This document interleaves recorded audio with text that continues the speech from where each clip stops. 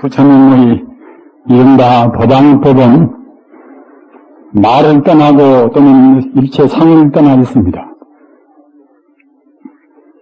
상대적인 말이나 또는 형상은 참다운 진리를 제대로 다 표현을 못합니다. 그래서 이렇게 법상에 오른 때는 마땅히 상을 떠난 그런 법문 또는 말을 떠난 우리 중생의 상대 유한적인 그런 말을 떠난 참다운 지는 이렇게 법문을 해야 원칙인 것입니다. 그러기에 방을, 몽비를 통통 내려치기도 하고 또는 하를 들여서 고함도 치고 그런 선기를 보이는 것입니다. 그러나 상황 따라서 이 자리는 그런 자리가 되지 못하기 때문에 또 역시 해설적인 법문을 제가 아는 수가 없습니다. 우리는 아까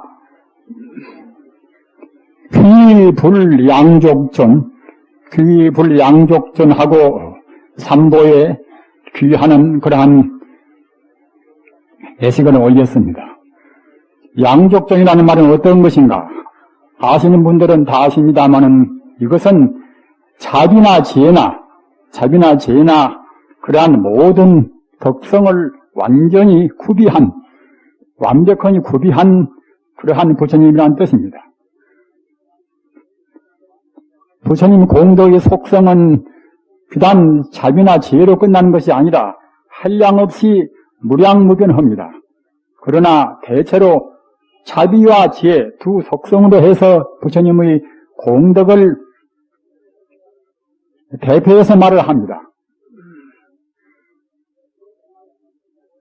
부처님은 대체로 어떤 것인가? 우리는 특히 우리 불자들은 이런 질문을 항시 하게 됩니다. 부처님한테 귀의해서 1년 된 분이나 또는 10년 된 분이나 몇십 년 됐다 하더라도 부처님이 완전히 못돼버린, 즉 다시 말씀드리면 성불하지 못한 그런 차원에서는 어느 때나 부처님은 대체로 무엇인가 하는 그러한 질문을 안 할 수가 없습니다. 따라서 이 질문을 바르게 해답할 수 있어야 우리 수행법도 바르게 이행할 수가 있습니다. 앞서 대체로 언급한 바와 같이 부처님은 말로나 문자로는 표현을 못합니다. 이것은 시간성과 공간성과 또는 인과율을 초래했기 때문에 그러는 것입니다.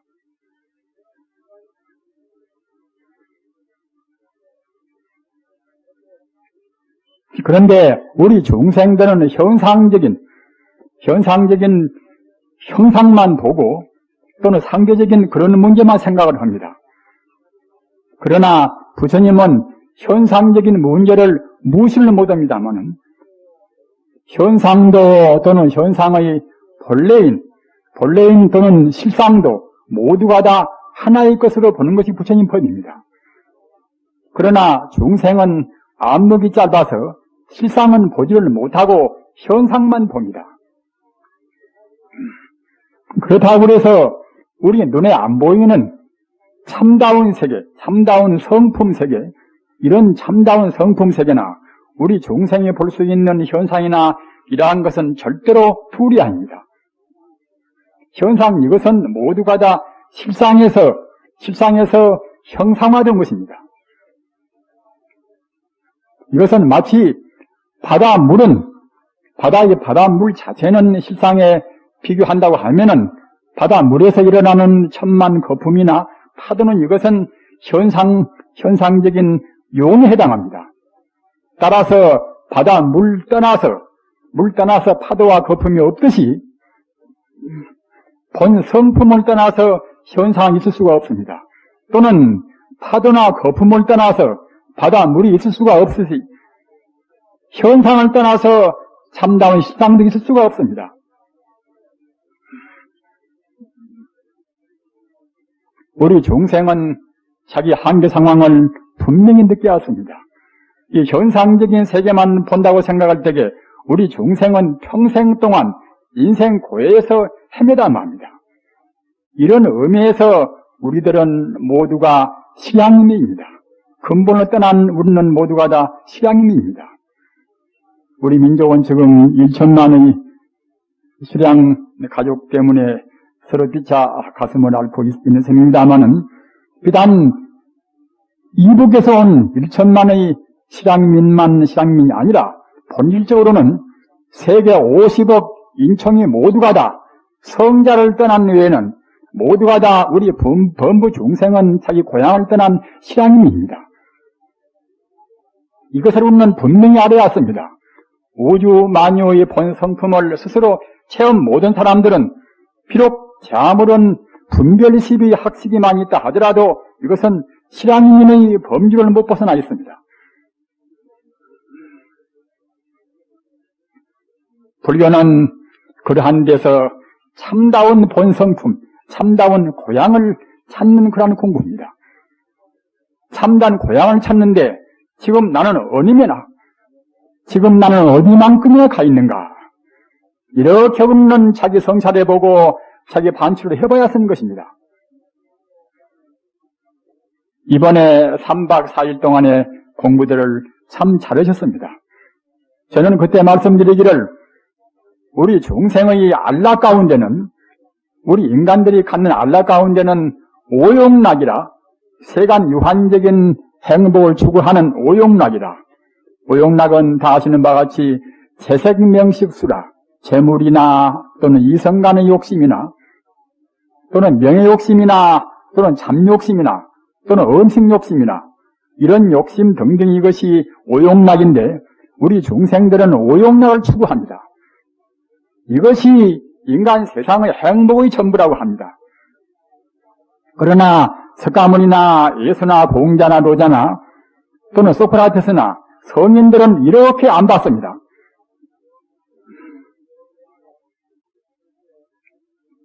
기독교 바이블을 본다 하더라도 죽음에 이르는 병이라 캐릭터 우리가 또 이것을 제목으로 해서 글을 썼습니다마는 죽음에 이르는 병이라 우리 중생들은 지금 모두가 다 죽음에 이르는 병을 앓고 있습니다. 어찌 그러는 것인가? 우리 중생들은 눈에 보이는 현상적인 것이 다 모두라고 생각하고서 참다운 실상적인 본 성품을 보려고 않습니다. 본 성품인 참다운 고향자리를 보려고 않습니다. 고향자리를 모르기 때문에 실향민이 아니겠습니까?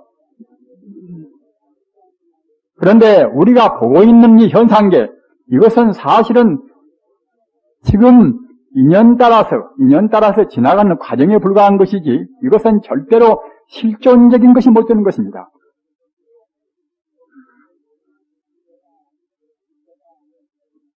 루터가 법문을 할 때는 이 법상에 올라가서, 물론 그런 법상은 우리 법상과는 좀 다르겠습니다만은, 설법상에 올라가서 먼저 하늘을 가만히 한참 우러러본 뒤에서 설법을 한다고 합니다. 그것은 무엇인가 하면은 영원적인 그 추, 영원적인 그 진리, 영원적인 진리 자체하고 자기하고의 거리를 없앤단 말입니다.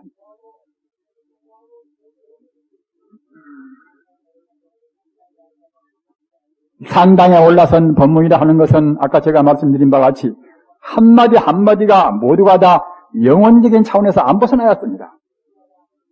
우리가 가는 길이 바로 성불이기 때문에, 가는 길이 바로 참다운 성품 자리를 가야 하기 때문에 거기서 한 걸음만 떠나버리면 그때는 이른바 생사합니다. 죽고 사는 그런 구렁에 떨어지고 맙니다. 죽음이 이르는 병이라, 아까 제가 말씀드린 오용락이라 재물에 눈이 없고, 재물에 눈이 어둡고, 또는 이성간의 욕망에 눈이 어둡고, 또는 명예, 또는 식욕에, 또는 잠욕에, 이런 것 때문에 이런 것에 얽힌 생활은 모두가 다 죽음이 이르는 병입니다. 재물도, 또는 잠도, 음식도, 자기 몸뚱아리까지도 지금 죽고 마는 것입니다. 죽고 마는 것에 대해서 어차피 어느 땐가는 헤어지고 말고, 어느 땐가는 소멸해서 이 목숨 한 번 끝나면은 이 몸뚱아리는 흔적도 없습니다. 내생이 있다 하더라도 이 몸뚱아리 이대로 받는 것은 절대로 아닙니다. 금생에 자기 행위 따라서 다시 다른 몸 받는 것이지 이 몸은 이 생으로 끝납니다. 이 몸뚱아리 인연 따라서 잠시간 합해져서 변동해서 나지 않는 변화무쌍한 이 몸뚱아리 오늘 죽을런지 내일 죽을런지 모릅니다. 이런 것에 우리 마음을 얽매여 산다고 생각할 때는 이런 것은 모두가 다 죽음 이름이 병입니다. 재물도 마찬가지고 명예도 마찬가지입니다. 따라서 상대 유한적인 것에 얽매여 사는 이런 생활은 죽음 이름의 생활입니다.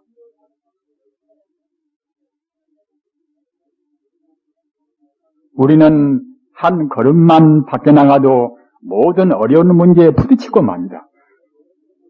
공산주의는 대체로 어떤 것인가? 곧 이북과도 우리 합의할 것인데 출체 사상은 어떤 것인가? 또는 우리 한국민족의 민족 가운데서 1000만 이상, 1500만형을 헤아리는 기독교 신앙은 어떤 것인가 말입니다. 아직도 우리 사회에 남아있는 유교는 어떤 것인가? 이런 문제에 우리가 부딪히지 않고 살 수가 없습니다. 이런 것에 명확한 해답을 내려야 합니다. 그래야 참다운 슬기로운 어머니가 되고 슬기로운 아버지가 되고 슬기로운 스승, 총명한 사회인이 됩니다. 그렇지 않고서는 바른 사회인도 바른 어버이도 바른 스승도 못 됩니다. 다른 종교, 다른 이데올로기하고 우리가 비교해서 생각 안 할 수가 없습니다.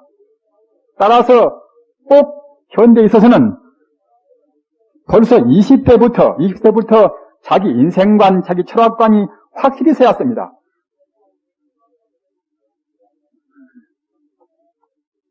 부처님의 가르침은 이와 같이 모든 중생에게 참다운 길이 어떤 것인가? 우주의 반바탕은 어떤 것인가? 상대 유한적인 생각을 떠나서 영생으로 변치 않는 움직일 수 없는 부동의 진리는 어떤 것인가? 이런 것을 가르치는 것이 부처님 가르침입니다. 비단 부처님 가르침뿐만이 아니라 바이블이나 유교의 경쟁이나 또는 마음의 뜻의 콜란이나 모두가 다 그러한 영원적인 영생의 죽는 가르침이 아니라 죽지 않는 가르침입니다.